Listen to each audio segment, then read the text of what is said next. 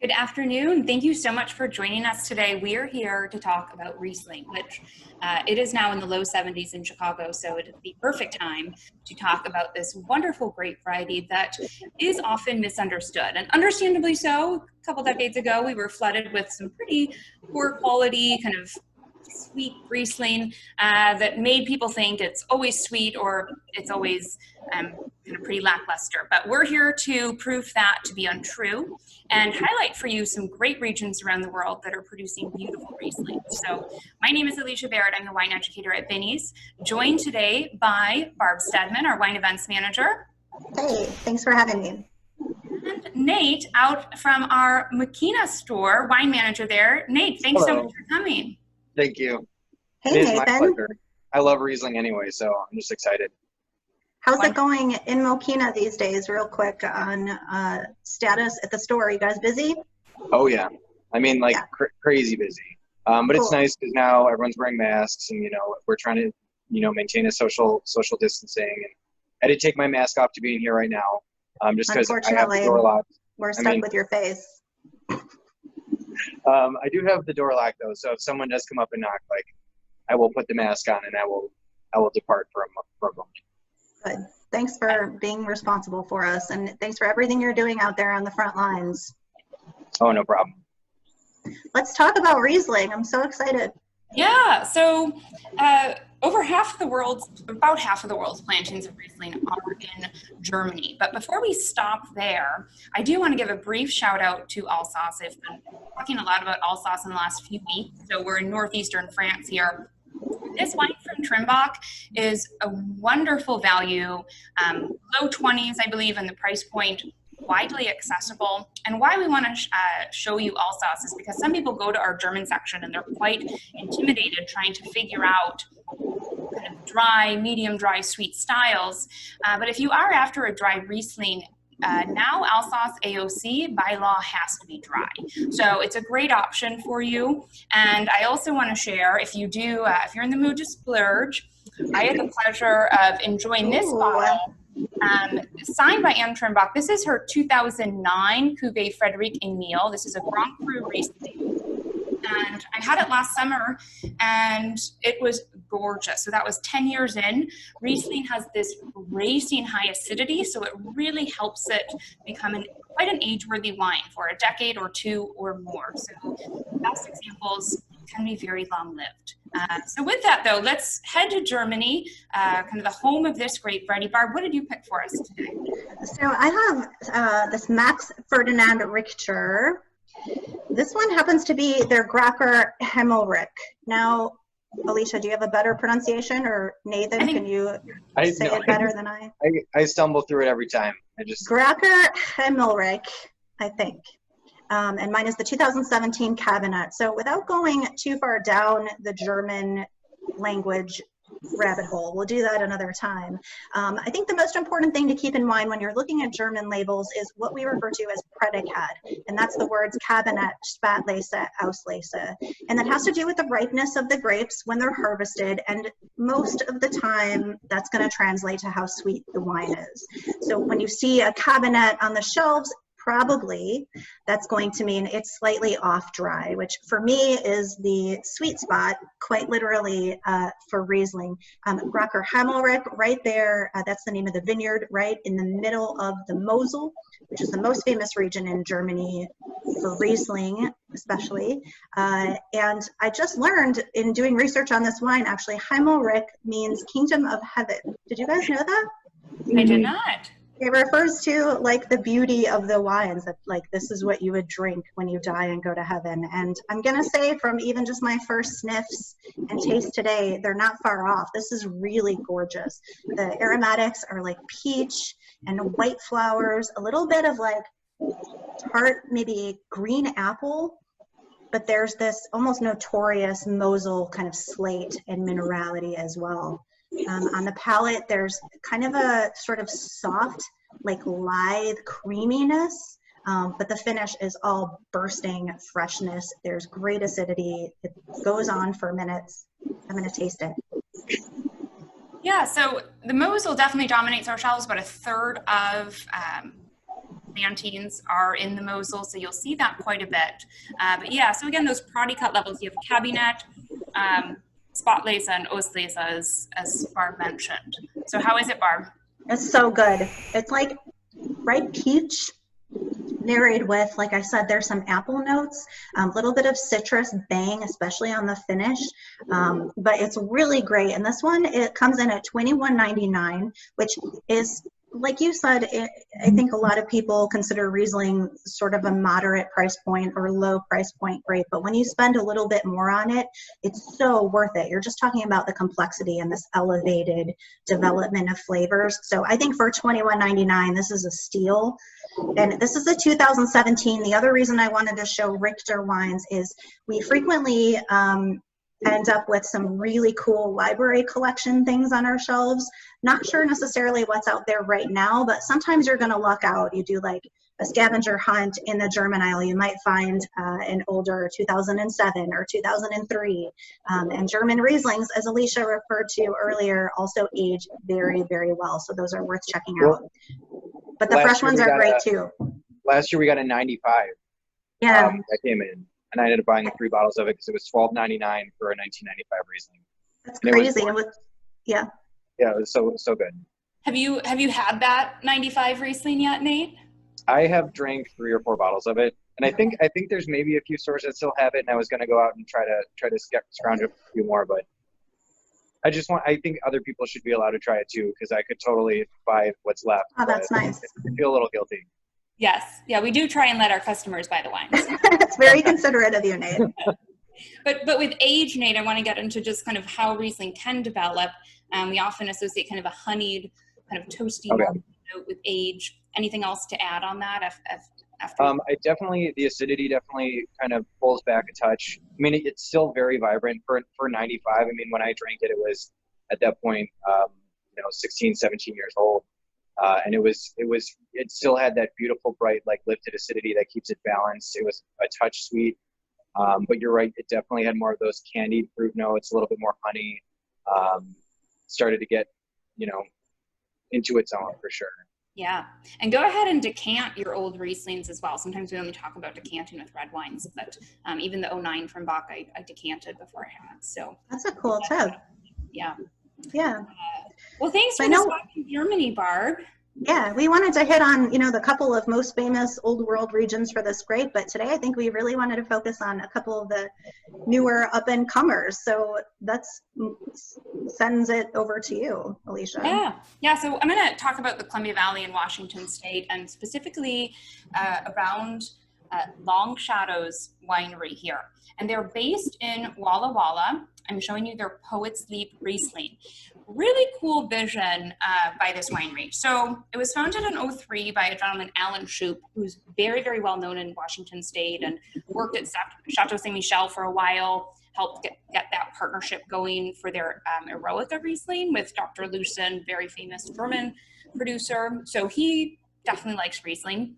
He founded Long Shadows, and they have a cool vision of kind of making Washington State fruit and their winery available for some of the world's best winemakers to kind of come in and be kind of like make a special guest appearance, if you will. So names like Randy Dunn, John Duval, Michel Roland of Bordeaux, they all actually make a wine for Long Shadows. And we carry a few others in their portfolio. So really cool idea. But this is sourced from 3 different vineyards in the Columbia Valley.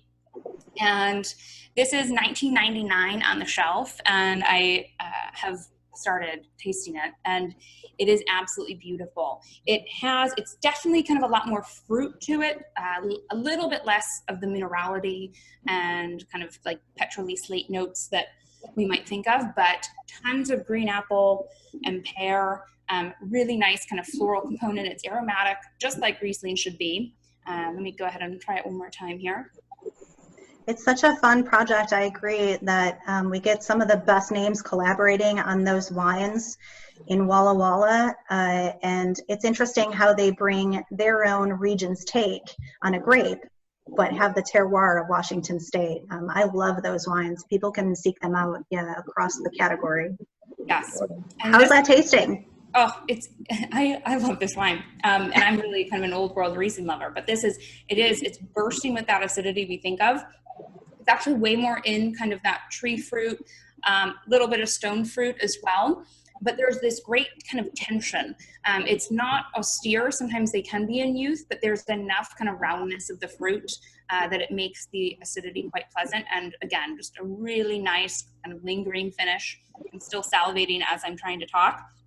The winemaker behind this is Gilles Nicole, and he is the head winemaker kind of overseeing all these collaborative efforts, but he himself is doing the Poet's Leap and was previously working with a German winemaker to do this. So definitely inspired by Germany. That's the style they're going for here. And in my mind, they have really outdone themselves, especially at that price point. So yeah, so Long Shadow, Poet's Leap, Riesling from Columbia Valley. They're sourcing the fruit. Wineries based specifically in Walla Walla. Cool. Yeah. I'm so glad that you're enjoying it. Yeah, I will add, it is dry. I did check all that out. It's 12.5% alcohol and all hand picked. And then they ferment everything, of course in stainless steel, but they're fermenting it by lot. And then they go ahead and blend at the end. So it gives them kind of the most, or the greatest number of options, if you will, to kind of really create what they're looking for. So super cool. Awesome. That's great. Yeah. I like that we kind of did role reversals this week, Alicia. Usually we tend to be you in the old world and me in the new, and we kind of switched it up this week by necessity, but I'm glad that you ended up with the Poet's Leap and you like it so much. Yes. Yeah, I know. Cool. Washington State. So, yeah.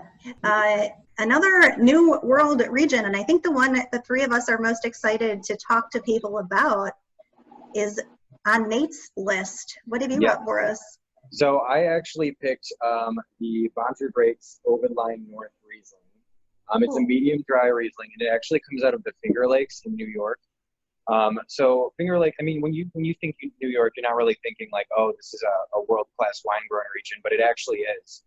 You know, the AVA has been around since 1982, but there is a history of growing grapes there going back to like 1829, so a long, long, long time. You know, in 1951, Dr. Constantine Frank, one of the most famous figures in New York winemaking, came in and basically said, you know, I think we can grow some European varietals. We just have to graft them onto some cold-resistant rootstock, and we're gonna grow some world-class wine here.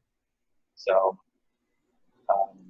people were like, "You're crazy, Dr. Frank." Oh, he definitely was a polarizing figure at first, but then you know people realized that the wines that he was making were absolutely phenomenal. Yeah. So the nice thing about the Finger Lakes is because there are so many lakes there, it keeps the temperature regulated over winter and summer. So, you know, in summer, it allows the vines to ripen later, so you avoid issues with frost. And then in winter, it keeps them warmer so they don't freeze to death. So you get some really nice Riesling out of there. But specifically, Boundary Breaks is grown next to Seneca Lake, which is the deepest of the Finger Lakes. So it rarely, if ever, freezes over. And they planted all in clay soil. So they had some issues with water retention because really you want your grapes to be starved for water to produce really high quality wine. So they ended up putting these drainage things down before they even planted their vineyard. They dug 4 feet down, planted all these clay pipes down there to keep the vines digging for water. I think it's pretty interesting too. Yeah, it's a weird little you know, area to be growing wine in, and especially in clay by the Finger Lakes. But I will taste it right now.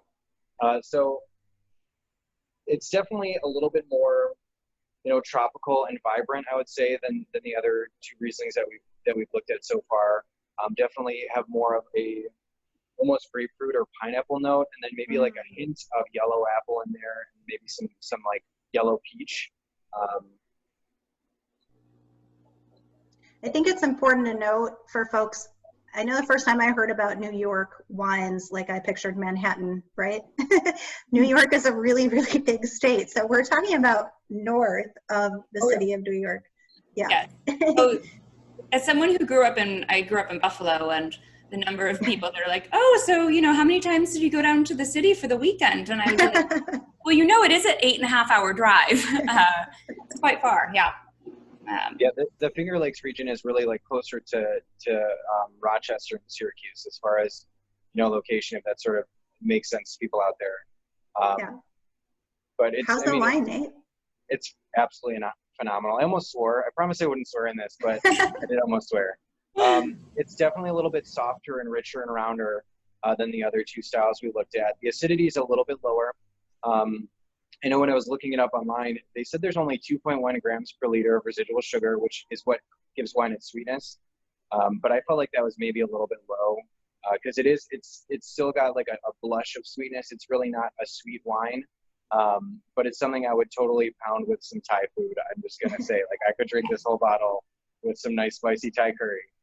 That's exactly what I was thinking about, Nate. And the one thing too with, measuring residual sugar, sometimes the number might seem off in one direction or the other, but the acid is such an important factor into how that residual sugar is perceived. So in this case, even though that number maybe seems a little bit low kind of to what you perceive on the palate, as you mentioned, if the acid's not kind of as high, that sugar is a lot easier to pick up in terms of what you're tasting. So. And I would definitely say that that's the case with this wine. Like, it's not screaming acidity. It's not as bright maybe, but it is very, very friendly. Like, it's something that you could easily drink on its own if you wanted to, especially right now when it's like so beautiful outside. A nice chilled glass of Riesling sounds perfect. Yeah, so we know what you're doing after this. I mean, I already bought a bottle yesterday. I was like, I'm gonna taste this before I do this event. So got some left. I love That's it. really cool. I think it's such a fun time to be sort of examining and immersed in this sort of up and coming region. And the people who live there and make wines there may not want to be called that. But I mean, the winery I talked about, their grapes were planted in 1643. So to talk about, the 1980s, it's kind of like talking about Oregon Pinot Noir or maybe, some of the wineries in Washington. So to see this kind of resurgence or coming to life in Finger Lakes is so much fun. They're doing good things with Cabernet Franc there too, and I've had some cool sparkling wines. So it's a region to watch for sure. The value is really good, and the Dr. Constantine Frank wines themselves can sometimes be found on Binny's shelves as well. Those are a special treat. But I think it's interesting. We all selected basically off dry or a blush of sweetness. I really like that term, Nate, to talk about today because they are so easy to drink, pleasant on their own. But I agree with Alicia. I want a big plate of like semi-spicy Thai food, or maybe something like with cilantro or a little bit of heat with these wines if I'm gonna have dinner. Yeah. And real quick, Nate, I think you mentioned it earlier just on Boundary Bakers before we wrap up. They're not winemakers kind of by trade, right? Oh, no, they are not. Thank you for reminding me. So actually, it was founded by Bruce Murray and Diana Little. And so Bruce was actually in the publications industry for like 30 plus years. And he retired and moved back to upstate New York and was like, I'm going to make wine here. And he married Diana Little. And she was actually a school teacher in Connecticut for about the same number of years. She does have a PhD in plant biology though. So maybe that's what kicked them into winemaking. But they founded it in 2007. So it's basically a brand new winery. I love it. And, especially with these, newer regions, you see so many kind of family run properties, and kind of passion projects, if you will. And, there are a lot of passion projects that don't succeed, unfortunately, in the wine industry. So to see them, their wines are in Binny's now in Illinois, that's fantastic. So thank you for sharing that story. For sure. That is great. That's what I'm going to do after I retire from Binny's is I'm going to go and make wine somewhere. So. Yeah, next time I go on vacation, I'm just going to be like, I'm going to stay here and make wine. Just send my things. Send my dog. Thank you both. So we traveled the world. We didn't cover Australia, also a great source in the Clare Valley and Eden Valley of really bone dry expressions. Lots of kind of lime zest going on down there. Austria, also another fantastic country, some richer examples, but still in the dry kind of category overall. And so get on the Riesling train. Go get yourself a bottle. Enjoy the sunshine. Barb, Nate, thank you. We are going to throw up a slide here with all of the wines we talked about today. But check out our website. We have events virtually Tuesday through Friday this coming week. So lots to talk about, lots to drink. Thanks so much for joining us. Thank you, Nate. Thank you, Barb. Thank you. Cheers. Thank you.